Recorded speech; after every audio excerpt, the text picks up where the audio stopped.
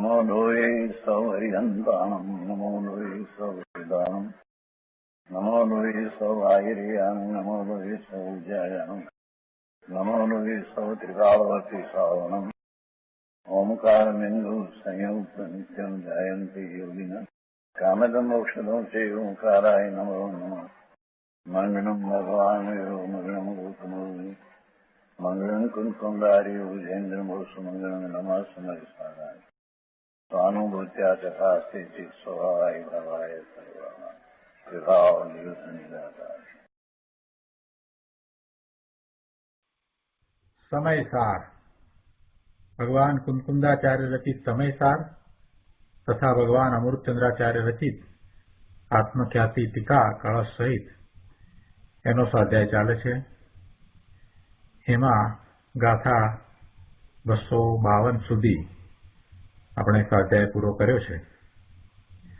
બંધ અધિકારની 251 અને 52 ગાથામાં એ વાત આવી કે જીવ આયુ કર્મના ઉદયથી જીવે છે એમ સર્વજ્ઞ દેવે કહ્યું છે। તેથી બીજા કોઈ જીવને જીવાડે છે એ શક્ય નથી, કેમ કે આયુ કર્મ કોઈને આપી શકાતું નથી અને જે આયુ કર્મથી જીવ જીવે છે એમ કહ્યું ત્યાં પણ એ વ્યવહારના એનું કથન છે। ખરેખર જીવ પોતાની એવી યોગ્યતાને કારણે એ શરીર સાથે રહ્યો છે અને એમાં નિમિત્ત તરીકે આયુ કર્મનો ઉદય છે। આનો ઘણો વિસ્તાર આપણે કર્યો। પૂજ્ય ગુરુદેવ પાસેથી પણ તાત્પર્યભૂત વાત સમજ્યા। હવે અહીંયા કહે છે કે દુઃખ સુખ કરવાના અધ્યવસાયની પણ આ જ ગતિ છે। જેમ હું કોઈને જીવાડી શકતો નથી, કોઈ બીજો મને જીવાડી શકતો નથી એ વાત કરી, એ જ રીતે હું કોઈને દુઃખી પણ કરી શકતો નથી કે હું કોઈને સુખી પણ કરી શકતો નથી। કોઈ એમ માને કે મારાથી બીજાઓ દુઃખી થાય સુખી થાય અથવા તો હું બીજાઓને દુઃખી કરું સુખી કરું છું તો એ મિથ્યાત્વ છે। એ વાત હવે ગાથા 253માં કુંકુંદાચાર્ય ભગવાન કહે છે। ય આત્મના તું મન્યતે દુઃખિત સુખિતાન કરોમિ સત્વાનિતિ સ મૂઢો અજ્ઞાની નાન્યતસ્તુ વિપરીત। ગુજરાતીમાં ગાથા છે। જે માનતો મુજથી દુઃખી સુખી હું કરું પર જીવને તે મૂઢ છે, અજ્ઞાની છે, વિપરીત એથી નાની છે। ગાથાના અર્થમાં કહે છે કે જે એમ માને છે કે મારા પોતાથી હું પર જીવોને દુઃખી સુખી કરું છું, ય ઇતિ મન્યતે આત્મના તું સત્વાન દુઃખિત સુખિતાન કરોમિ તે મૂંઢ છે, અજ્ઞાની છે અને આનાથી વિપરીત તે જ્ઞાની છે। સહ મૂંઢ અજ્ઞાની તું અતઃ વિપરીત જ્ઞાની। જે એમ માને છે કે મારા પોતાથી હું પરજીવોને દુઃખી સુખી કરું છું તો એવું માનનારો તે મિથ્યા દ્રષ્ટિ મૂંઢ મોહી અજ્ઞાની છે અને એનાથી વિપરીત જેની શ્રદ્ધા છે તે જ્ઞાની છે। ટીકામાં અમૃતચંદ્રાચાર્ય ભગવાન સમજાવે છે કે પરજીવોને હું દુઃખી તથા સુખી કરું છું અને પરજીવો મને દુઃખી તથા સુખી કરે છે એવો અધ્યવસાય, એવી માન્યતા સહિત પરિણમવું એ અજ્ઞાન છે, એ નિયમથી અજ્ઞાન છે, એ નિશ્ચયપણે અજ્ઞાન છે, એ ધ્રુવપણે અજ્ઞાન છે. પરજીવોને હું દુઃખી કરું, પરજીવોને હું સુખી કરું, કે પરજીવો મને સુખી કે દુઃખી કરે, એવો અધ્યવસાય ધ્રુવપણે અજ્ઞાન છે. તે અધ્યવસાય જેને છે તે જીવ અજ્ઞાનીપણાને લીધે મિથ્યા દ્રષ્ટિ છે, અને જેને તે અધ્યવસાય નથી તે જીવ જ્ઞાનીપણાને લીધે સમ્યક દ્રષ્ટિ છે. હું બીજાઓને દુઃખી કે સુખી કરું છું, અથવા તો બીજાઓ મને સુખી કે દુઃખી કરે છે, એ અધ્યવસાન એ અજ્ઞાનને કારણે છે. જ્ઞાનીને એવા અધ્યવસાન હોતા નથી, એટલે કે એવા અધ્યવસાય સહિત જ્ઞાની હોય નહીં. જ્ઞાની તો સ્વરૂપને જાણે છે, પરથી પોતે ભિન્ન છે એવું એને ભેદ જ્ઞાન સતત વર્તે છે, એટલે જ્ઞાનીની એવી માન્યતા નથી.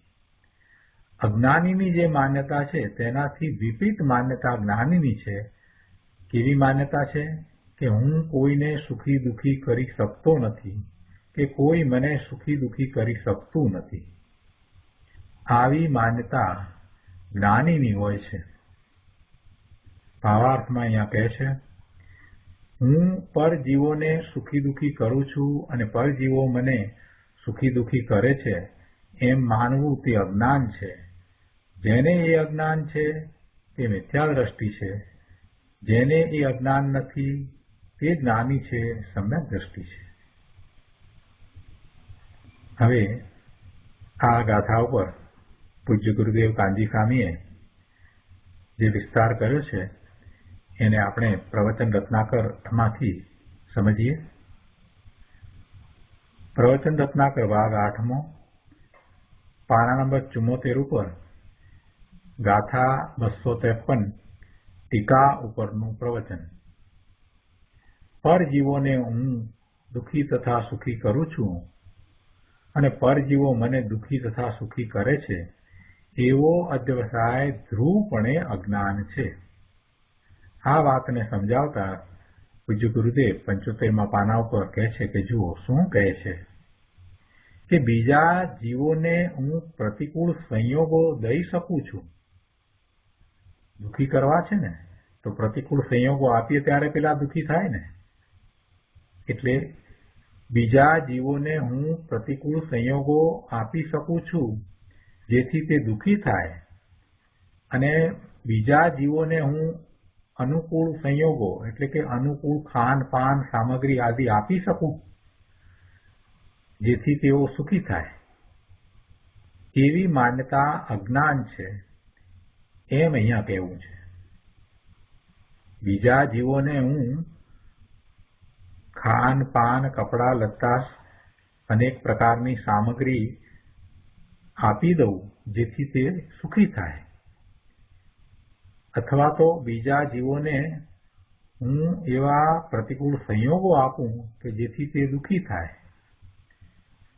એવી જેને માન્યતા છે એ અજ્ઞાની મિથ્યા દ્રષ્ટિ છે એમ અહીંયા કહેવું છે. હવે બીજાને હું ખાનપાન સામગ્રી આપી દઉં એવી વાત આવી ને, એટલે કોઈએ પ્રશ્ન કર્યો કે તો ગરીબને આ અનાજ દાણા વગેરે આપવા કે ના આપવા, ગરીબને કપડા લત્તા વગેરે આપવા કે ના આપવા. ગુરુદેવ કહે છે કે કોણ દે દાણા, કોણ દે છે એ બધી સામગ્રી? શું એ સામગ્રી દઈ શકાય છે? એ દાણા કે કપડા લત્તા એ બધું ખરેખર કઈ બીજાને બીજો આપી શકે છે? એ તો દાણા દાણાને કારણે જાય છે. દાણાને કારણે ત્યાં જાય છે, બીજા પાસે જાય છે તો એ એના કારણે જાય છે. દાણાને કારણે જાય છે. ભાઈ તું મિથ્યા માને કે હું દઉં છું એટલે પેલાને મળે છે, તો એ તારી ભૂલ છે. બાકી એના અંતરંગ પુણ્યના નિમિત્તે એને એ દાણા મળવા કે બીજી અનુકૂળતા મળવી કે બીજી અનુકૂળ સામગ્રી મળવી એ પણ વ્યવહારથી કહેવાય છે. એના એટલે પેલા જેને પ્રાપ્ત થાય છે એને પુણ્યના નિમિત્તે એ અનુકૂળ સામગ્રી મળે છે અને એના અંતરંગ પાપના નિમિત્તે એને પ્રતિકૂળ સામગ્રી પણ મળે છે. એટલે જો તું કે બીજા કોઈ એમ માનતા હો કે અમે એને આપીએ એટલે એને અનુકૂળ સામગ્રીને કારણે સુખ થાય અથવા તો એને પ્રતિકૂળ સંયોગો અમે આપીએ એટલે પેલો દુઃખી થાય, તો એ વાત 3 કાળમાં સાચી નથી. એ વાત ક્યારેય સાચી હતી નહીં, વર્તમાનમાં પણ એ વાત સાચી નથી અને ભવિષ્યમાં પણ એ વાત બને નહીં. કેમ ન બને? કેમ કે બીજો કોઈ પેલાને કંઈ આપી દે એવી વસ્તુ સ્થિતિ જ નથી. પેલો જે મેળવે છે તો એ મેળવવા વખતે એ સામગ્રીનું એની સમીપમાં જવું એ ખરેખર તો સામગ્રીનું પોતાનું કાર્ય છે. સામગ્રી પોતે એની સમીપમાં જાય છે. એમાં નિમિત્ત તરીકે એનું પુણ્ય છે એટલે એ સામગ્રી એની સમીપમાં એને પ્રાપ્ત થઈ એમ કહેવાય, એવું વ્યવહારથી કહેવામાં આવે છે. પણ પુણ્ય તો નિમિત્ત છે. પુણ્યના ઉદય છે એ જળ કર્મના ઉદય છે, એ જુદી વસ્તુ છે. પેલી સામગ્રી પ્રાપ્ત થાય છે એ પણ જુદી વસ્તુ છે અને જેને સામગ્રી પ્રાપ્ત થાય છે એવો એ જીવ એ પણ જુદો છે. એમ 3 જ્યારે ભિન્ન છે ત્યારે હવે હું ચોથો એમ કહું કે મેં આ સામગ્રી પેલાને આપી, તો એ કેવી રીતે શક્ય બને? આ વાત થઈ એટલે પછી કોઈએ પ્રશ્ન પૂછ્યો તો કે પછી દેનારો કોણ છે? કોણ આ બધું આપે છે? આ સામગ્રી, આ સગવડો, આ અનુકૂળતાઓ, આ પ્રતિકૂળતાઓ કોણ આપે છે?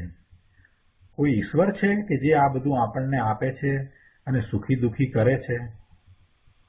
કેમ કે અન્ય મતમાં તો એવી જ માન્યતા વર્તે છે કે ઈશ્વર આપણને બધું આપે છે. ઈશ્વરની ઈચ્છા દ્વારા જ આપણને પ્રતિકૂળ કે અનુકૂળ સંયોગો પ્રાપ્ત થાય છે. ઈશ્વરની ઈચ્છા વિના એક પાંદડું પણ હલતું નથી. આવી માન્યતા અન્ય મતમાં છે અને એ વાતને વાણિયાના દીકરાઓ પોતાને જૈન કહેવડાવે છે એ પણ માને છે. જો તમે જૈન હો તો પછી આવી અન્ય મતની માન્યતાને શા માટે માનો છો? કઈ વાણિયાને ઘેરે જન્મ લેવાથી જૈન થઈ જવાતું નથી. દિનેશ્વર ભગવાને જે વાત કહી છે એ વાતને માનવી, શ્રદ્ધવી અને એવી જ પ્રવૃત્તિ કરવી એ જ ખરેખર જૈન છે. એવું નથી કરતો અને ઊંધી માન્યતા સ્વીકારે છે, ઊંધી માન્યતાને માને છે, એવું જ પરિણમન કરે છે, તો પછી એ જૈન કેવી રીતે કહેવાય? એટલે આ જે પ્રશ્ન કર્યો છે એ પ્રશ્ન તો અજૈન માન્યતાને કારણે ઉદ્ભવેલો પ્રશ્ન લાગે છે કે કોઈક એવું બધું દેનારો, અનુકૂળતાઓ અને પ્રતિકૂળતાઓ એટલે કે એવી સામગ્રીઓ આપનારો કોઈક ઈશ્વર છે કે નહીં? કોઈક હોવો જોઈએ. કોણ આપે છે આ બધું? ગુરુદેવે એનો ઉત્તર આપ્યો છે કે બીજો કોઈ નથી. કોઈ ઈશ્વરે નથી, એવો કોઈ ઈશ્વરે નથી કે કોઈ દેવ દેવીઓ પણ નથી કે જે આ બધી સામગ્રીઓ આપે. એ પરમાણુ પોતે જ દે છે. એ પરમાણુ પોતે જ સ્વયં પરિણમીને ત્યાં આવે છે. પરમાણુમાં પણ અંદરમાં સંપ્રદાન નામનો ગુણ છે જે કારણે પોતે જ પોતાને દે અને પોતે જ પોતાને માટે લે એવો સંપ્રદાન નામનો ગુણ છે. આપણે 6 કારકોની વાત કરીએ છીએ ને, એમાં કર્તા, કર્મ, કરણ, સંપ્રદાન, ચોથું કારક સંપ્રદાન લઈએ છીએ. તો એ સંપ્રદાન એટલે જેને એનો લાભ મળે છે તે. તો એ સંપ્રદાન નામનો ગુણ પરમાણુમાં પણ છે કે જે કારણે એ પોતે પોતાને દે છે અને પોતે જ પોતાને માટે લે છે.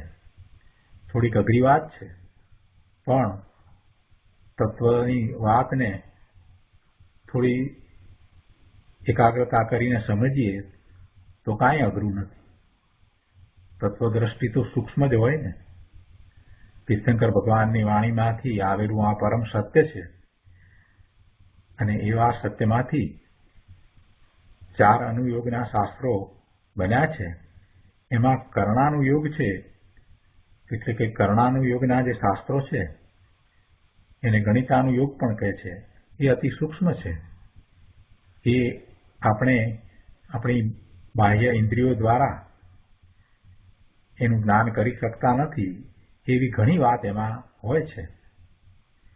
એટલે આવી આ એક સૂક્ષ્મ વાત છે. તત્વની દ્રષ્ટિએ એ વાત ઘણી મહત્વની છે.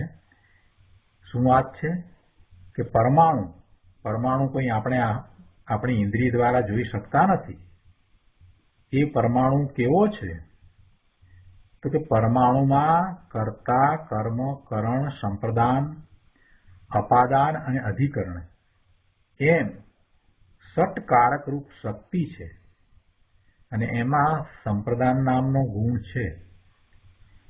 એટલે એ આપે અને લે એ એને પોતાને માટે જ કરે છે. સંપ્રદાન એટલે એનો લાભ આપે. એટલે પરમાણુમાં એવી શક્તિ પડી છે અને આવા સટકારક રૂપ શક્તિ પણ પડી છે. એટલે જે કાર્ય થાય છે એનું ઉપાદાન કારણ એ પરમાણુ પોતે છે. એટલે પરમાણુઓનું એક જગ્યાએથી બીજી જગ્યાએ જવું, એવું ગમન થવું, એકની સમીપમાંથી બીજાની સમીપમાં પહોંચવું, એનું કારણ પરમાણુઓ પોતે છે, બીજો કોઈ નથી. એની સમયની પરમાણુઓની પણ સમયની જે પર્યાય થાય છે તે એના પોતાના સટકારકથી થાય છે. પરથી એટલે બીજાથી કંઈ પરમાણુની પર્યાય થાય છે એમ નથી. પરથી બીજાથી પરમાણુની આમ તેમ જવાની ક્રિયા થાય એમ 3 કાળમાં નથી. પરમાણુઓનું ગમન થવું, એની જે ક્રિયા થાય છે એ ક્રિયાઓ પણ પરમાણુ દ્વારા પોતાથી થાય છે. જો ધીરે ધીરે સમજવું, બધું ધીરે ધીરે સમજાય એવું છે. મૂળ સિદ્ધાંત સમજીએ. એક દ્રવ્ય બીજા દ્રવ્યનું કાંઈ કરી શકતું નથી. એક દ્રવ્ય બીજા દ્રવ્યમાં વ્યાપતું નથી. એક દ્રવ્ય બીજા દ્રવ્યને કોઈ રીતે મદદ કરતું નથી. માત્ર એની હાજરી હોય, એક દ્રવ્યનું કાર્ય થતું હોય ત્યારે બીજા દ્રવ્યની હાજરી હોય તો એમ કહેવાય કે એ નિમિત્ત છે. પરમાણુની કે જીવની ગતિ થાય ત્યારે ધર્માસ્તિકાયને નિમિત્ત કહેવામાં આવે. પણ એ ધર્માસ્તિકાય દ્રવ્ય જુદું છે, જીવ દ્રવ્ય જુદું છે, પરમાણુ દ્રવ્ય જુદું છે. એ પૂતગળ પરમાણુઓની ગતિ થાય કે જીવની ગતિ થાય એમાં ધર્માસ્તિકાય પોતે કાંઈ કરતું નથી. જો જીવને કે એવા પૂતગળ પરમાણુને ગતિ કરવી નથી તો કાંઈ ધર્માસ્તિકાય એને ગતિ કરાવતું નથી. અને જ્યારે જીવને ગતિ કરવી છે અને એ ગતિ કરે છે ત્યારે એ ગતિ થાય છે ત્યારે એ ધર્માસ્તિકાયને નિમિત્ત કહેવાય. પણ ગતિ નથી થતી ત્યારે તો એ નિમિત્ત પણ કહેવાય નહીં. એ જ રીતે ગતિ કરતા જીવ કે પૂતગળ પરમાણુઓને જ્યારે રોકાવું છે તો એ રોકાવામાં અધર્માસ્તિકાય નિમિત્ત કહેવામાં આવે. પણ જો એને રોકાવું નથી તો અધર્માસ્તિકાય નિમિત્ત થતું નથી. એને રોકાવું નથી તો અધર્માસ્તિકાય એને રોકતું નથી. ગતિ કરતા જીવ કે પૂતગળ પરમાણુઓને અધર્માસથી કાંઈ રોકતું નથી. જો પેલાને રોકાવું છે તો એમ કહેવાય કે રોકાય છે ત્યારે નિમિત્ત તરીકે અધર્માસ્તિકાય છે. એટલે એક દ્રવ્ય બીજા દ્રવ્યનું કાંઈ કરતું નથી. એ નિમિત્ત થાય ત્યારે પણ ખરેખર એ કાંઈ કરતું નથી. એટલે અહીંયા જે સામગ્રીની વાત હતી એમાં સામગ્રી જે પૂતગળ છે એ પૂતગળની પોતાની શક્તિ છે. પૂતગળ પરમાણુ એક નાનામાં નાનો જેનો બીજો હવે ભાગ થઈ ન શકે એવો સૂક્ષ્મ પરમાણુ જે નરી આંખે દેખાય પણ નહીં એવો એ પરમાણુ પણ શક્તિ સહિત છે. એમાં ષટકારક રૂપ શક્તિ છે અને એની જે સમયે જે પર્યાય થવાની છે તે તેના પોતાના ષટકારકથી થાય છે. પરથી કે બીજાથી એવી ક્રિયા થતી નથી. એની જવાની ક્રિયા પણ બીજા દ્વારા થતી નથી. ફરી એક પ્રશ્ન થયો, પણ પરમાણુને કાંઈ ખબર એટલે કે જ્ઞાન તો નથી, તો એ જાય કેવી રીતે? બહુ સરસ પ્રશ્ન કર્યો છે કે પરમાણુને કેવી રીતે ખબર પડે કે મારે અહીંયાથી ત્યાં જવાનું છે? એવી પરમાણુને ખબર કેવી રીતે પડે? કેમ કે પરમાણુ જળ છે એ કંઈ જ્ઞાન સ્વભાવી નથી. એ જ્ઞાન તો કરતું નથી. તો પછી એ પરમાણુ ક્યારે જવું અને ક્યાં જવું એ જાણ્યા વિના કેવી રીતે ગતિ કરે છે? બહુ સરસ પ્રશ્ન છે.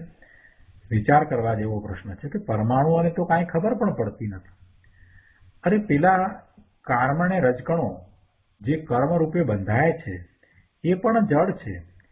એ જ્યારે બંધાય છે, ભેગા થાય છે, સ્કંદ બને છે, 4 પ્રકારના ઘાતી કર્મ અને 4 પ્રકારના અઘાતી કર્મ એવી મુખ્ય 8 પ્રકારની કર્મની પ્રકૃતિઓ અને કુલ 148 પ્રકારની કર્મની પ્રકૃતિઓ. તો એમાં કાર્મણે રજકણો જુદા જુદા પ્રકારના છે, જુદી જુદી જાતના છે અને એ પ્રમાણે જ ભેગા થાય અને બંધાય. એ બધું પરમાણુઓને કેવી રીતે ખબર પડતું હશે કે એ બંધાય, એ ભેગા થાય? બહુ સરસ પ્રશ્ન છે કે પરમાણુઓને કાંઈ જ્ઞાન તો છે નહીં, તો પછી એ કેવી રીતે જાય, અહીંયાથી ત્યાં જાય, એ કેવી રીતે બને? ગુરુદેવે ઉત્તર આપ્યો છે કે જવામાં ખબરનું એટલે કે જ્ઞાનનું શું કામ છે? એ તો ક્રિયાવતી શક્તિનું કામ છે અને પરમાણુને ક્રિયાવતી શક્તિ છે. શું કહ્યું કે જવામાં એવા જ્ઞાનનું શું કામ છે? એ તો ક્રિયાવતી શક્તિનું કામ છે અને પરમાણુને ક્રિયાવતી શક્તિ છે. શું જ્ઞાન હોય તો જ દ્રવ્ય કહેવાય? દ્રવ્યને ક્રિયાવતી શક્તિ છે, પરમાણુ છે એને પણ ક્રિયાવતી શક્તિ છે, પણ એને જ્ઞાન નથી. તો કાંઈ એવું તો નથી કે જ્ઞાન હોય તો જ દ્રવ્ય કહેવાય. ભગવાને 6 પ્રકારના દ્રવ્ય જોયા, જીવ દ્રવ્ય અને પૂતગળ દ્રવ્ય. આ પૂતગળ પરમાણુ એ પણ દ્રવ્ય છે. ભલે એ જ્ઞાન નથી કરી શકતું પણ એ પણ દ્રવ્ય તો છે ને. ધર્માસ્તિકા એ પણ દ્રવ્ય છે, અધર્માસ્તિકા એ પણ દ્રવ્ય છે. આકાશ અને કાળ એ પણ દ્રવ્ય છે. એટલે 6 પ્રકારના દ્રવ્ય ભગવાને જોયા તો એ બધા 6 પ્રકારના દ્રવ્ય છે. એવું આ પરમાણુ, પૂતગળનો પરમાણુ એ ક્રિયાવતી શક્તિ સહિત દ્રવ્ય છે. એટલે એમ તો નથી કે એને જ્ઞાન હોય તો જ દ્રવ્ય કહેવાય. તો પછી જ્ઞાન વિનાના જળ દ્રવ્યો જગતમાં છે જ નહીં એમ થશે. જો એમ માનીએ કે જ્ઞાન હોય તો જ દ્રવ્ય કહેવાય, જો એવી માન્યતા રાખીએ તો પછી જ્ઞાન વિનાના જળ દ્રવ્યો જગતમાં રહે જ નહીં. એને દ્રવ્ય જ કોઈ નહીં કહે. એટલે જીવ દ્રવ્ય સિવાય બાકીના 5 દ્રવ્યો તો રહેશે જ નહીં. એટલે એમ તો છે નહીં. 6 પ્રકારના દ્રવ્ય છે તો છે, 5 જળ છે. એટલે જ્ઞાન વિનાના જળ દ્રવ્યો જગતમાં છે. અહીંયા તો કહેવું છે કે પ્રતિ સમય પરિણમવું એ પ્રત્યેક દ્રવ્યનો સ્વભાવ જ છે. દરેક સમયે સમયે એની પર્યાય થાય છે અને પર્યાય થાય એટલે દશા બદલાય, અને દશા બદલાય તો એ અનેક પ્રકારે દશા બદલાઈ શકે. એમાં એનું પરિણમન એક સ્થાનથી બીજા સ્થાને જવું એ સ્થાનાંતર પણ એમાં આવી જાય, એમાં એ પણ આવે.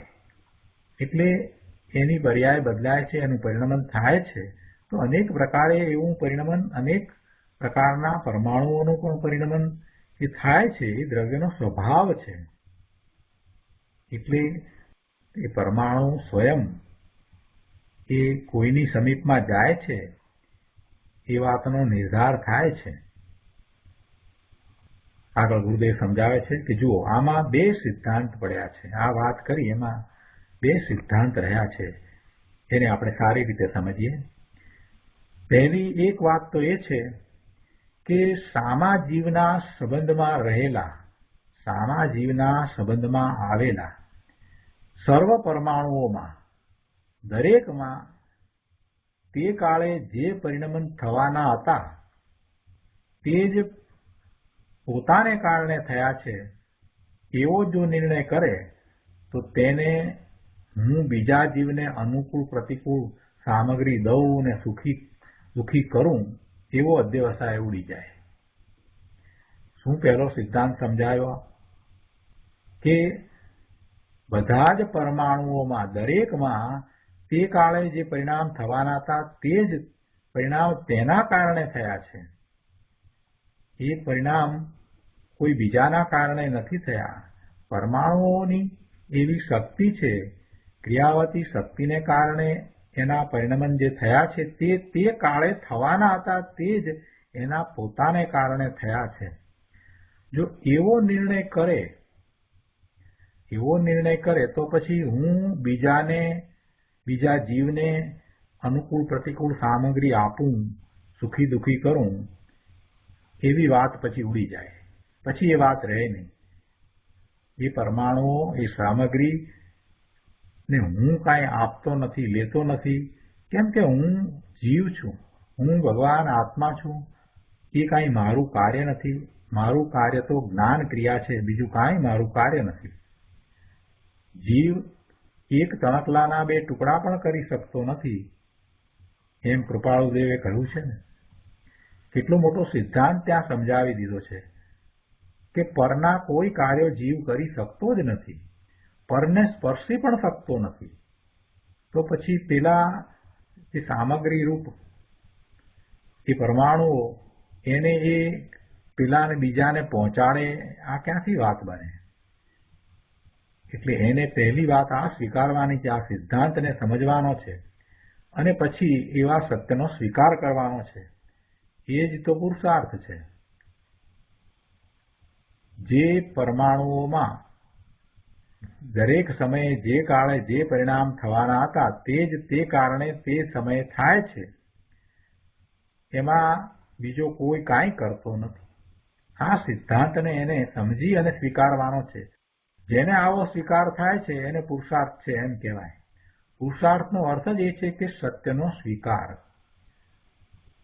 બીજો કોઈ પુરુષાર્થ નથી. બહુ સરસ છે. પહેલો સિદ્ધાંત બરાબર સમજીને સ્વીકારીએ એટલે ઘણો મોટો પુરુષાર્થ થઈ જાય. શું કહ્યું કે પહેલું તો એ કે સામા જીવના સંબંધમાં રહેલા, સામા જીવના સંબંધમાં આવેલા સર્વ પરમાણુઓમાં, બધા પરમાણુઓમાં, દરેકમાં તે કાળે જે પરિણામ થવાના હતા તે જ પરિણામો એ તેના પોતાના કારણે થયા છે એવો નિર્ણય કરવો. આ પહેલો સિદ્ધાંત છે, એને સમજી અને સ્વીકારવો. અને એમાં એ સમજતા એ વાત આવી જાય છે કે હું બીજા જીવને અનુકૂળ પ્રતિકૂળ સામગ્રી દઉં અને સુખી દુઃખી કરું એ વાત પછી રહેતી નથી. એવો અધ્યવસાય ઉડી જાય છે. બીજી વાત, અને તે કાળે મને જે સામા જીવને સુખી દુઃખી કરવાનો વિકલ્પ થયો તે વિકલ્પ તે કાળે થવાનો હતો તે ક્રમબદ્ધ જ થયો. એમ નિર્ણય થતા પોતાની દ્રષ્ટિ ભગવાન નાયક ઉપર જાય છે. નિજ શુદ્ધ આત્મ સ્વરૂપ તરફ પોતાની દ્રષ્ટિ જાય છે અને સ્વભાવનો આશ્રય થઈને સમ્યક દર્શન થાય છે. બીજી વાત શું કરી, બીજો સિદ્ધાંત અહીંયા શું લીધો છે કે તે કાળે મને જે સામા જીવને સુખી દુઃખી કરવાનો વિકલ્પ થયો, મને વિકલ્પ થયો ને કે હું પેલાને સુખી કરું, આ સામગ્રી આપું, આવો જે વિકલ્પ થયો તો તે વિકલ્પ પણ તે કાળે થવાનો હતો તે ક્રમબદ્ધ જ થયો છે. અને એવો નિર્ણય થાય, એવી સમજ આવે, એવા સત્યનો સ્વીકાર થાય તો એ મોટો પુરુષાર્થ છે. આ ક્રમબદ્ધમાંથી પુરુષાર્થ છે. ક્રમબદ્ધનો નિર્ણય કરવો એ જ મોટામાં મોટો પુરુષાર્થ છે કે એ કાળે આવો વિકલ્પ થવાનો હતો તે ક્રમબદ્ધમાં જ થયો છે એમ નિર્ણય થઈ જાય છે તો પછી હું ક્યાં કાંઈ કરું છું, હું ક્યાં કાંઈ કરી શકું છું એમ કરતા ભાવ ટળી જાય છે. ફેરફાર કરવાની બુદ્ધિ ચાલી જાય છે. બીજામાં બીજે ક્યાંય પણ બહારમાં ફેરફાર કરવાની બુદ્ધિ ચાલી જાય છે. એવી વૃત્તિ પછી રહેતી નથી. આ બહુ મોટો પુરુષાર્થ છે પ્રભુ, સમજવા જેવો પુરુષાર્થ છે. ક્રમબદ્ધમાં જ એ વિકલ્પ થયો, એ કાળે એ વિકલ્પ થવાનો હતો અને એ જ વખતે પેલા પૂતગળ પરમાણુઓનું પરિણમન પણ એમ જ થવાનું હતું અને એ પરિણમન એના કારણે થયું છે. એમાં મેં કાંઈ કર્યું નથી, હું કરી શકતો નથી. પરમાં મારું કાંઈ કર્તૃત્વ છે જ નહીં. પરના કાર્યો હું ક્યારેય કરી શકતો નથી. આ મને વિકલ્પ આવ્યો એ પણ ક્રમબદ્ધમાં જ વિકલ્પ આવ્યો છે. આવો નિર્ણય જેને થયો છે એને પછી કરતા ભાવ ટળી જાય છે, એને અકર્તા ભાવ આવે છે. અને એવો અકર્તા ભાવ આવતા એને બહારમાં ક્યાંય બીજે કાંઈ પણ કરવાનું રહેતું નથી. એટલે એ શાંત પડી જાય છે. આપણે અશાંત છીએ. આપણે શા માટે અશાંત છીએ કે આપણે ક્યાંક કાંઈક કરવું છે. આપણે સવારે ઉઠીએ છીએ ત્યાંથી રાત્રે સૂઈ જઈએ છીએ ત્યાં સુધી હું કાંઈક કરું છું, કરી શકું છું અને મારે કાંઈક કરવું છે. આ ત્રણ વાત સાથે જ આખો દિવસ પસાર કરીએ છીએ. ખરેખર કાંઈ કરતા નથી. જે થવાનું હોય છે તે થાય છે તો એને માત્ર જાણવા દેખવા વાળા રહેવું જોઈએ. એના સ્થાને આપણે એને કરીએ છીએ એવા અભિમાનમાં દિવસ ગાળીએ છીએ. કર્તૃત્વ બુદ્ધિ અને ભોક્તૃત્વ બુદ્ધિ, હું કરું છું અને હું ભોગવું છું, એ બંને વાત મિથ્યા છે, બંને વાત ખોટી છે. ન તો હું કરું છું કે ન તો હું ભોગવું છું. પરના કાર્યો હું કરવા વાળો પણ નથી અને પરને હું ભોગવવા વાળો પણ નથી. આ વાતનો નિર્ણય થાય તો પછી બીજું કાંઈ કરવા પણ રહેતું નથી. હું કરું છું તો માત્ર મારા સ્વભાવ ભાવે રહું છું, એ જ એકમાત્ર કાર્ય છે, તે હું કરું છું. હું ભગવાન આત્મા અનંત ગુણનો પિંડ છું. અનંત ગુણોનું એકરૂપ પરિણમન છે. એ પરિણમન એ મારું પરિણમન છે અને એવા પરિણમન સિવાય હું બીજું કાંઈ કરી શકું એમ છું જ નહીં. મારો જ્ઞાન સ્વભાવ છે તો હું જ્ઞાન કરું છું, પણ હું બીજું કાંઈ કરી શકતો જ નથી. જેવા ગુણ છે એવું જ પરિણમન, એના સિવાય બીજું કાંઈ થતું નથી. છતાંય એને પરમાં કાંઈક કરવાનો જે ભાવ છે એ કરતા ભાવ અથવા તો પરને ભોગવવાનો ભાવ છે, એવો ભોક્તૃત્વ ભાવ એ જ્યાં સુધી છે ત્યાં સુધી એની દ્રષ્ટિ પોતાના સ્વરૂપ તરફ જતી જ નથી. ત્યાં સુધી એને પોતાના પૂર્ણ સ્વરૂપની ખાતરી થતી નથી. ત્યાં સુધી પોતાના પૂર્ણ સ્વરૂપમાં એકાગ્રતા કરી, લીનતા કરી અને એ આનંદને અનુભવતો જ નથી. એમ એ સુખી થતો જ નથી. એટલે અકર્તા ભાવ બહુ મહત્વનો છે. અને એવો અકર્તા ભાવ આવતા કે પરમાં હું કાંઈ કરી શકતો નથી અને એવો અકર્તા ભાવ ક્રમબદ્ધનો નિર્ણય થતાં સહજ રીતે થાય છે. એટલે એવો અકર્તા ભાવ ક્રમબદ્ધનો નિર્ણય થયા પછી થતાં એ બધેથી પાછો ફરી અને સ્વરૂપ તરફ વળે છે. એનું લક્ષ્ય નાયક ઉપર જાય છે અને એવા સ્વભાવનો આશ્રય લઈને એ સમ્યક દર્શન પ્રગટ કરે છે. આખો માર્ગ પણ બતાવી દીધો. ગુરુદેવે 2 વાત સિદ્ધાંત તરીકે કરી અને ઘણું સમજાવ્યું, ઘણો વિસ્તાર કરી અને સમજાવ્યું છે. એક એક શબ્દ ગુરુદેવે જે કહ્યા છે ને એને શાંતિથી વિચારીએ, એના ઉપર મનન મંથન ચિંતન કરીએ તો પ્રભુ બધું સમજાય એવું છે અને સમ્યક દર્શન થાય એવું છે. ગુરુદેવ કહે છે કે ક્રમબદ્ધ જ એ સમયે એવો વિકલ્પ થયો, એ પણ ક્રમબદ્ધમાં જ થયો એમ નિર્ણય થતાં પોતાની દ્રષ્ટિ ભગવાન નાયક ઉપર જાય છે અને સ્વભાવનો આશ્રય થઈને સમ્યક દર્શન થાય છે. સાથે રાગ પણ છે, પણ પોતાને રાગનું કરતા પણ ઉડી જાય છે અને પોતે માત્ર જ્ઞાતા દ્રષ્ટાપણે રહી જાય છે. આ પ્રમાણે 2 સિદ્ધાંત નક્કી થયા. અહીંયા 76મા પાના ઉપર કહે છે કે આ પ્રમાણે 2 સિદ્ધાંત નક્કી થયા. એક તો વસ્તુમાં પ્રત્યેક પરિણમન સ્વકાળે ક્રમબદ્ધ જ થાય છે. વસ્તુમાં જે પરિણમન થાય છે, જે પર્યાયો બદલાય છે તે તેના સ્વકાળે ક્રમબદ્ધ જ થાય છે.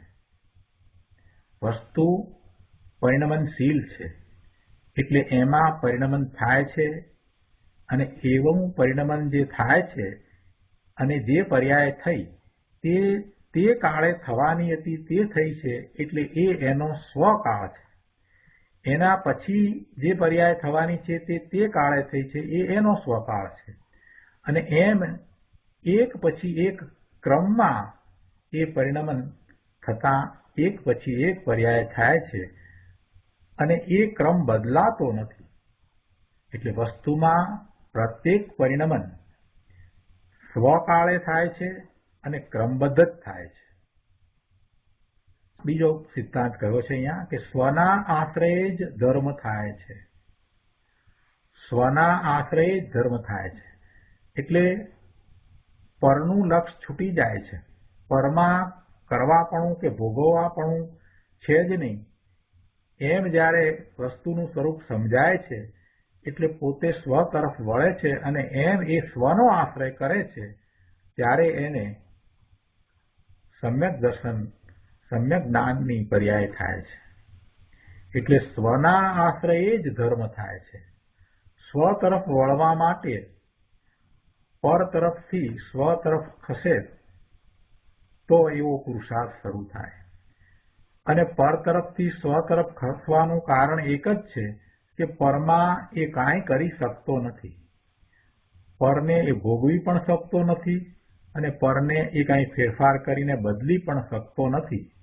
આવો દ્રઢ નિર્ણય થાય, એવો અકર્તા ભાવનો, અભોગતા ભાવનો નિર્ણય થાય એટલે પર તરફથી એ પાછો વળે છે અને સ્વ તરફ જાય છે અને સ્વનો આશ્રય કરતા એને ધર્મ થાય છે.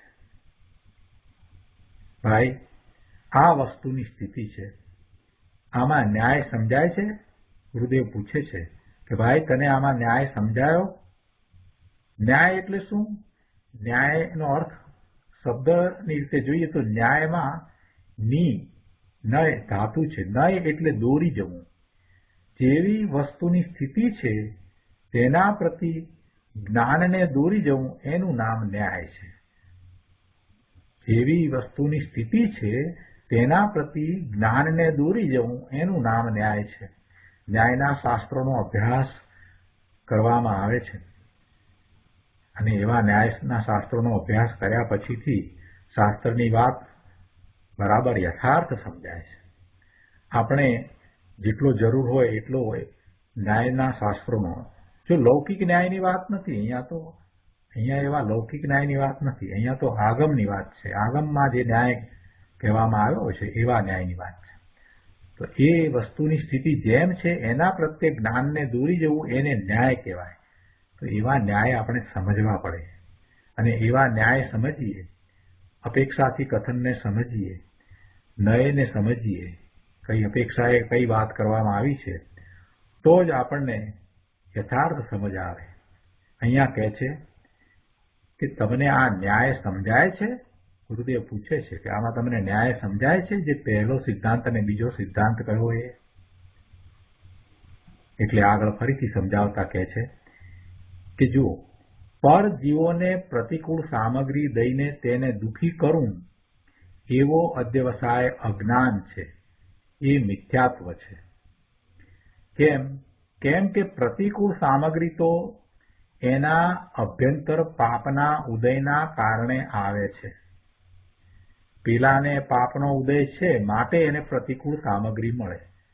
પેલાને પુણ્યનો ઉદય છે તો એને એવી સામગ્રી મળે. પાપનો ઉદય હોય તો જેનાથી એવા દુઃખના સંયોગો સર્જાય એવી સામગ્રી મળે, અને પુણ્યનો ઉદય હોય તો એને સાતા વળે એવા સંયોગો સર્જાય એવી સામગ્રી પ્રાપ્ત થાય. પણ આ પણ નિમિત્તનું કથન છે. કેમ નિમિત્તનું કથન છે? કે પાપનો ઉદય છે એ ઉદય ભિન્ન ચીજ છે, અને પ્રતિકૂળ સામગ્રી પાપના ઉદયના નિમિત્તે પેલાને મળે એ સામગ્રી પણ જુદી વસ્તુ છે. એટલે બે જુદી જુદી વસ્તુ છે, બેના દરજ્જા ભિન્ન છે, બંને ભિન્ન ભિન્ન છે. અહીં એને પાપનો ઉદય છે અને તે જ કાળે એને પ્રતિકૂળ સામગ્રીનું તેના પોતાના કારણે આવવું છે. પાપનો ઉદય કોને છે?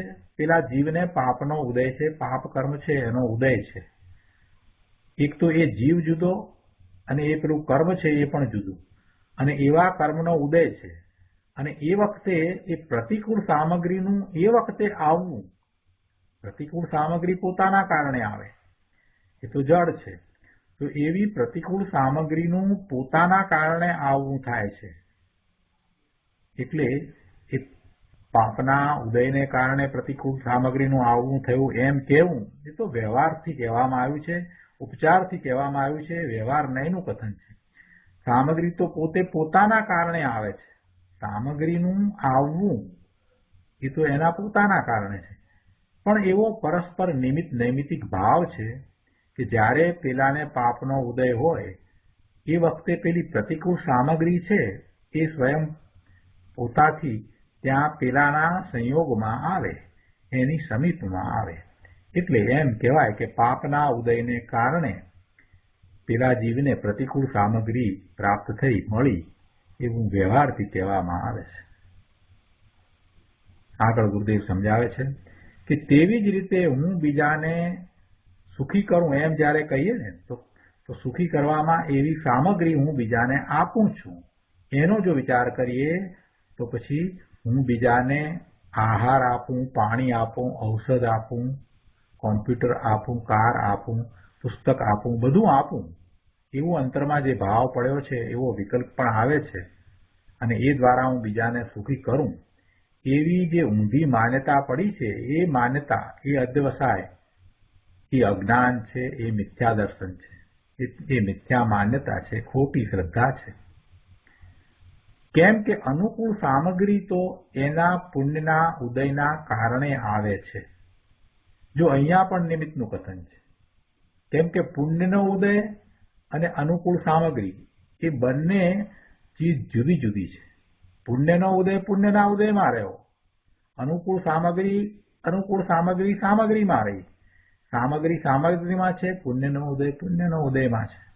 એટલે ઉદય છે એ જુદી વસ્તુ છે અને સામગ્રી છે તે જુદી વસ્તુ છે. પણ એવો નિમિત્ત નૈમિતિક સંબંધ છે કે જેથી એ સામગ્રી, એવી સામગ્રી એ વખતે પેલાનો પુણ્યનો ઉદય છે ત્યારે ત્યાં આવે. અને ફરી પાછી એક વાત કે એ સામગ્રી ખરેખર એને સુખી કરે છે એમ પણ નથી. સામગ્રી પ્રાપ્ત થઈ એટલે સુખ થયું, અનુકૂળ સામગ્રી હતી એ પ્રાપ્ત થઈ એટલે સુખ થયું, અને પ્રતિકૂળ સામગ્રીથી દુઃખ થયું એમ જે કહેવામાં આવે છે એ પણ વ્યવહારથી કહેવામાં આવે છે.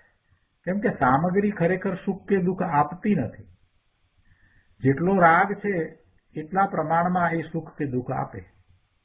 શરીર પ્રત્યે જેટલો રાગ છે એટલા પ્રમાણમાં શરીર દ્વારા સુખ કે દુઃખનો અનુભવ થાય. એટલે સામગ્રીમાં જેટલો રાગ છે એટલા પ્રમાણમાં એમાંથી સુખ કે દુઃખની પ્રાપ્તિ થાય. પણ જો રાગ નથી, એ સામગ્રી તરફ મમત્વ નથી, એકત્વ નથી, એના તરફ કોઈ પણ પ્રકારે રાગ નથી, તો એ સામગ્રી ખરેખર કોઈ જીવને સુખી કે દુઃખી કરતી જ નથી. એ પણ જ્ઞેય છે. વિતરાગનું નિરાલંબી તત્વ એકલા ન્યાયથી ભરેલું છે, પણ તે અંતરના પુરુષાર્થ વડે જ પામી શકાય છે. જેને એવો અધ્યવસાય છે કે હું બીજાને સુખી કરી દઉં, તેને અધ્યવસાય બંધનું કારણ છે, શુભ પુણ્ય બંધનું કારણ છે. તો પણ તે બંધનું જ કારણ છે, જરાય નિર્જરાનું કારણ નથી. હું બીજાને સુખી કરી દઉં એમ કરી અને એ દાન આપે, સામગ્રી આપે, તો એથી એનો એવો વિકલ્પ છે, શુભ ભાવ છે, એટલે એને પુણ્યનો બંધ પડશે. અને એ સામગ્રી મળતા પેલો સુખી થશે કે નહીં થાય એ વાત જુદી છે. એ પેલાને જેટલો રાગ છે, એ વસ્તુ પ્રત્યે રાગ છે, એટલો એ સુખી થશે. અને એ પણ આભાસી સુખ છે. જો એને તમે આપેલી સામગ્રી પ્રત્યે રાગ નથી તો એ સુખી પણ નહીં થાય. પણ તમને એવો ભાવ હતો કે આ સામગ્રી દ્વારા એને અનુકૂળતાઓ મળશે એટલે સુખી થશે, એટલે તમને એવો શુભ ભાવ થયો, માટે તમને પુણ્યનો બંધ જરૂરથી પડશે. પુણ્યનો બંધ પડશે, પણ નિજરા નહીં થાય. જરાય નિજરાનું કારણ એ બનતું નથી. બીજાને હું સુખી કરું, સુખી કરવાનો ભાવ આવે અને સામગ્રી પણ એવી એને આપવાનું થાય, અને પેલાને એવી સામગ્રી તમારા નિમિત્તે પ્રાપ્ત પણ થાય, તે છતાં પણ પેલો સુખી થવો હોય તો થાય, ન થવો હોય તો ન થાય. તમને પુણ્યનો બંધ થાય, પણ જરાય નિજરા ન થાય. આપણે કહીએ છીએ ને કે દાન આપીએ એટલે નિજરા થાય. દાન આપવાથી નિજરા નથી થતી. ખરેખર તો આત્મા દાન આપી શકતો નથી. એ કાંઈ ગ્રહણ કરી શકતો નથી, તો પછી દાન ક્યાંથી આપી શકે? પર પદાર્થને જીવ ગ્રહણ જ નથી કરતો, તો પછી આપે કેવી રીતે? એટલે એ ન તો ગ્રહણ કરે છે ને ન તો આપે છે. એટલે એમાં જરાય નિજરાનું કારણ નથી. બીજાને હું સુખી કરું એવો ભાવ એ પુણ્યબંધનું કારણ છે. હવે બીજી વાત કરે છે કે તથા બીજાને હું દુઃખી કરી દઉં એવો જે અધ્યવસાય છે તે પાપ બંધનું કારણ છે. એ અશુભ ભાવ એ પાપ બંધનું કારણ છે. ત્યાં પેલા બીજાને દુઃખ થાય કે ન થાય, તમે જેમ ધારો છો, ઈચ્છો છો એ પ્રમાણે પેલાને દુઃખ થાય અથવા ન પણ થાય, છતાં તમને તો પાપનો બંધ પડી જ જશે. એટલે આ રીતે બીજાને જે સુખ દુઃખ થાય તે તો તેના અંતરંગ પુણ્ય પાપના ઉદયના કારણે થાય છે, અને એની દશા પ્રમાણે થાય છે. સામે સમ્યક દ્રષ્ટિ હોય એને તમે કંઈક સામગ્રી આપો તો એ કાંઈ એવો સુખી થઈ જાય એમ બનતું નથી, કેમ કે એને સામગ્રીમાં સુખ દેખાતું જ નથી. એ તો પોતે પોતાના સ્વરૂપમાંથી આવતા આનંદના અનુભવ દ્વારા સુખી જ છે. તમારી આપેલી સામગ્રી દ્વારા એ સુખી નથી. તમને એમ છે કે હું એક સરસ મજાનું કોમ્પ્યુટર આ જ્ઞાની પુરુષને આપી દઉં એટલે એમને બહુ ઉપયોગી થશે, પણ પ્રભુ એમને તો એના તરફ દ્રષ્ટિ પણ નથી. એને એ પૂતગળ જાણે છે અને એને પરિગ્રહ જાણે છે. એમને એના દ્વારા કાંઈ આનંદ આવતો નથી. એ તો પોતાના સ્વરૂપમાંથી આનંદની પ્રાપ્તિ કરે છે. એટલે એ વખતે એમનું એવું પુણ્ય હતું, એટલે એમને આ સામગ્રી, કોમ્પ્યુટર રૂપ સામગ્રી પ્રાપ્ત થઈ, અને એમાં તમે નિમિત્ત થયા, અને તમારો શુભ ભાવ એટલે તમને પુણ્યનો બંધ પડ્યો. બાકી પેલાને તો એના પુણ્યના કારણે એ સામગ્રી પ્રાપ્ત થાય છે. કાંઈ તમારા આપવાથી એ સામગ્રી પ્રાપ્ત થાય છે એમ બિલકુલ નથી. તમને ભાવ સારો થયો તો તમને પુણ્યનો બંધ પડ્યો, પણ તમને એ ભાવ ના આવ્યો તો પણ એને એના પુણ્યને કારણે એ સામગ્રી મળવાની હતી તો મળીને જ રહેત. તમે ના આપત તો બીજા કોઈ આપત, કોઈ પણ રીતે મળવાની હતી તો મળત. અને એમાંથી એને કેટલું સુખ મળવું અથવા તો એ દ્વારા એને કેટલો આનંદ મળવો એ પાછી જુદી વાત છે. એટલે બધી વસ્તુને બરાબર એક સાથે વિચારીને સમજીએ તો આપણને ધર્મ સમજાય છે કે કેવી રીતે ધર્મનું સ્વરૂપ છે. અહીંયા કહે છે કે આવા અધ્યવસાય, હું બીજાને સુખી કરું, દુઃખી કરું, અને એ પ્રમાણે પ્રવર્તવું, એવી ક્રિયા થવી, આ બધું જે છે એ ખરેખર જીવ કરી શકતો નથી. અને જો એ માને કે એવા કાર્યો એ કરી શકે છે તો એ અજ્ઞાન છે, મિથ્યાત્વ છે. અને પેલાને જે પ્રાપ્ત થાય છે એ કંઈ આના અધ્યવસાયના કારણે, આના વિકલ્પના કારણે પ્રાપ્ત થાય છે એમ નથી. કોઈ બીજાને સુખી દુઃખી કરી શકે છે એમ છે જ નહીં. આ મોટો સિદ્ધાંત છે. ખૂબ શાંતિથી વિચારવા જેવું છે. આ ગાથામાંથી શાંત ચિત્તે વિચારવા જેવું ઘણું છે. આગળ પાના નંબર 77 ઉપર કહે છે કે જ્ઞાનીને દ્રવ્ય દ્રષ્ટિ છે. દ્રવ્ય દ્રષ્ટિ છે એટલે શું? એટલે કે પોતે શુદ્ધ જ્ઞાન આનંદ સ્વભાવી સચ્ચિદાનંદ સ્વરૂપ ભગવાન છે. નાયક નાયક નાયક. અને તેને આશ્રય વર્તે છે. ત્યાં જ્યારે તે ધ્યાન દશામાં હોય છે ત્યારે તો કોઈ વિકલ્પ હોતો નથી, પરંતુ અંદર ધ્યાનમાં ન હોય ત્યારે તેને પ્રમાદવશ અસ્થિરતાનો વિકલ્પ આવે છે. અને એવા વિકલ્પમાં આને હું સુખી કરું કે દુઃખી કરું. જ્ઞાની છે તો એને દુઃખી કરવાનો તો વિકલ્પ ના આવે, પણ બીજાને સુખી કરવાનો વિકલ્પ આવે. બીજાને સુખી કરું એવો વિકલ્પ આવે એટલે બીજાને સુખી દુઃખી કરી શકું છું એવો અધ્યવસાય નથી. હું સુખી કરું એવો વિકલ્પ આવે, પણ ખરેખર જોઈએ તો જ્ઞાનીને એવો અધ્યવસાય નથી. એ જાણે છે કે આ વિકલ્પ છે, એના તો એ જ્ઞાતા દ્રષ્ટા રહે છે. બીજાને સુખી દુઃખી કરું એમ વિકલ્પ આવે, પણ તેમ કરી શકું છું એમ તે માનતા નથી. આવા જ્ઞાની છે. અને અજ્ઞાનીની માન્યતામાં તો એમ છે કે હું બીજાને સુખી દુઃખી કરી શકું છું. જે પુણ્ય પાપના પરિણામ જ્ઞાનીને આવે તેના નિમિત્તે કિંચિત ક્યારેક પુણ્ય પાપ બંધાય, પણ ખરેખર તો એ જે વિકલ્પ આવ્યો છે તે વિકલ્પના પણ એ તો માત્ર જ્ઞાતા દ્રષ્ટા જ છે. અને એનાથી જે પુણ્ય પાપ બંધાયું તેના જ્ઞાની સ્વામી થતા નથી. એ તો બંનેના જ્ઞાતા જ રહે છે.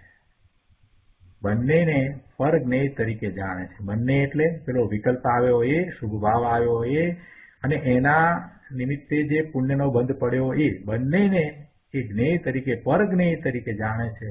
એમાં પોતાનું કાંઈ નથી.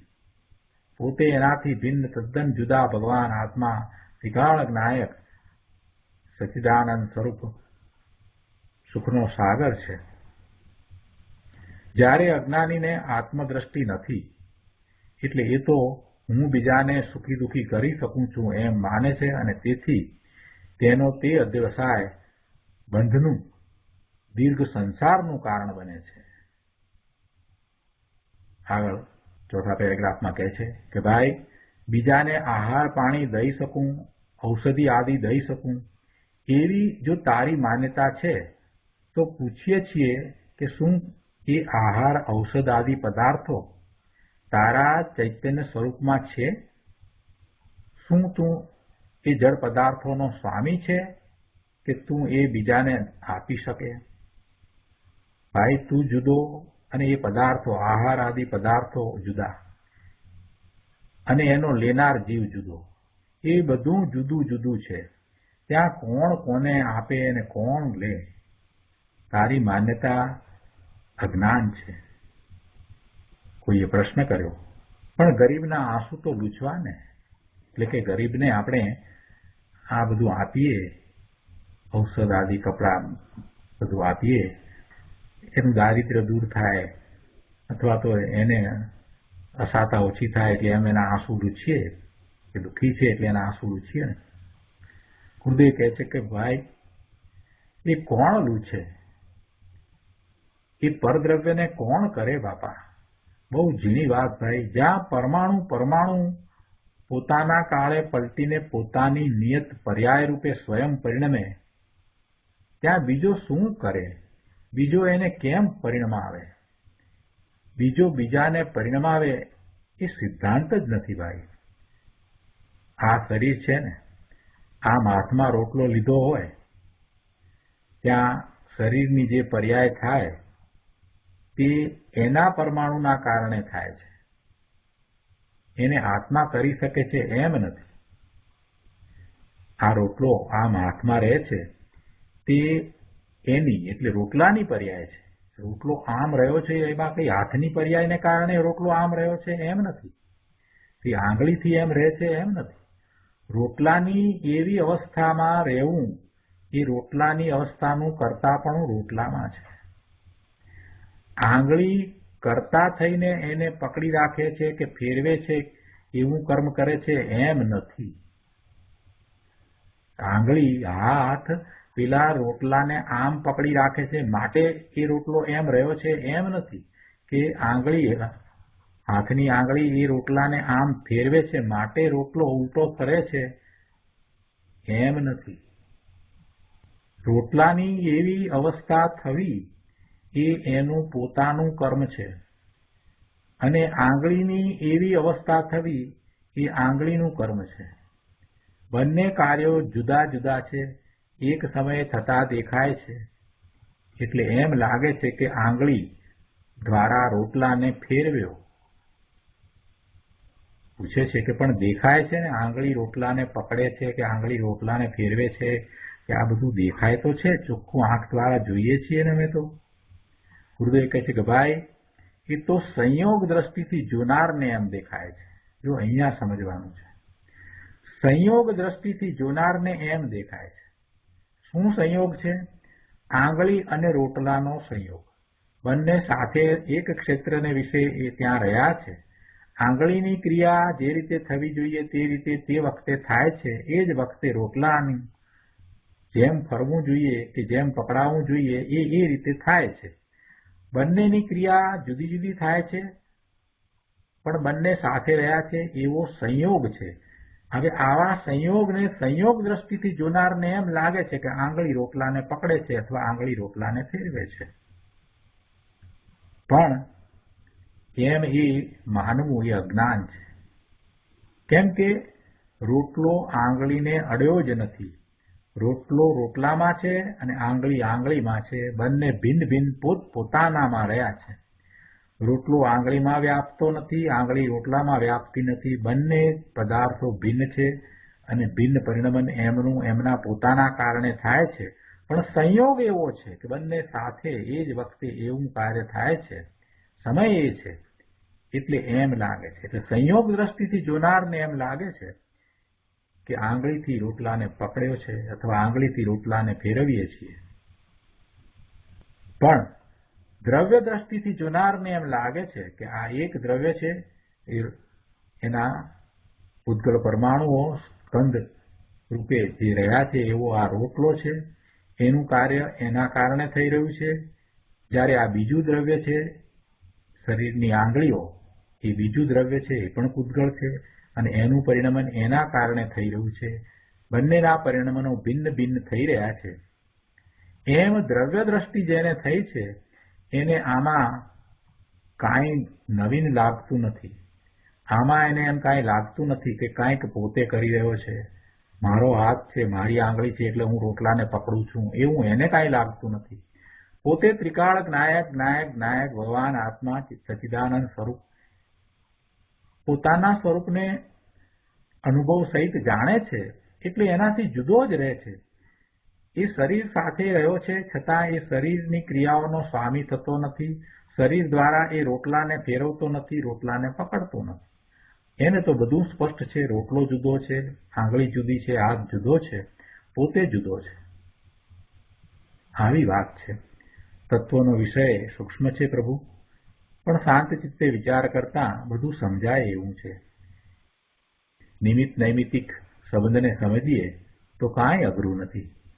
વળી કહે છે કે જગતમાં બહારથી બીજાને સુખી કરીએ દુઃખી કરીએ એમ નિમિત્ત નૈમિતિક સંબંધથી બોલાય ભલે, પણ એમ થઈ શકતું નથી. કોઈ કોઈને સુખી દુઃખી કરી શકતું નથી. તેથી જ્ઞાનીને હું પરને સુખી દુઃખી કરું એવો અધ્યવસાય હોતો નથી, પરંતુ અજ્ઞાનીને એવો અધ્યવસાય હોય છે. આ રીતે અહીંયા સરવાળો કર્યો અને એક સિદ્ધાંતની વાત 79મા પાના ઉપર બીજા પેરેગ્રાફમાં કહે છે કે પરમાણુમાં પણ પ્રત્યેક સમયે જે પર્યાય થાય છે તે તેની જન્મક્ષણ છે. પરમાણુઓમાં પણ પ્રત્યેક સમયે જે પર્યાય થાય છે, જે પરિણામ થાય છે તે તેની જન્મક્ષણ છે. પ્રવચનસાર જ્ઞેય અધિકારમાં ગાથા 102માં આ વાત આવે છે. ત્યાં એમ લીધું છે કે જગતમાં જીવ હજી જેટલા જ્ઞેય દ્રવ્યો છે તેની જે તે સમયે જે પર્યાય ઉત્પન્ન થાય છે તે તેની જન્મક્ષણ છે, તેની ઉત્પત્તિનો કાળ છે. અને એ થાય છે તો કંઈ પરને લઈને થાય છે એમ નથી. અરે પૂર્વની પર્યાયને લઈને તો નહીં, પણ એના દ્રવ્ય ગુણને લઈને પણ નહીં, તો પછી પરને લઈને થાય છે એ તો વાત જ ક્યાં રહી. એ સ્વતંત્રપણે એ પર્યાય થાય છે, પર્યાયના સટકારકો એના પોતાના. પ્રવચનસારમાં આ વાત લેવામાં આવી છે. તો આ રીતે આપણે આ ગાથા પૂરી કરીએ છીએ. ભાવાર્થ બધાને વાંચી જવા વિનંતી છે. આજનું સ્વાધ્યાય આપણે અહીંયા સુધી રાખીએ છીએ.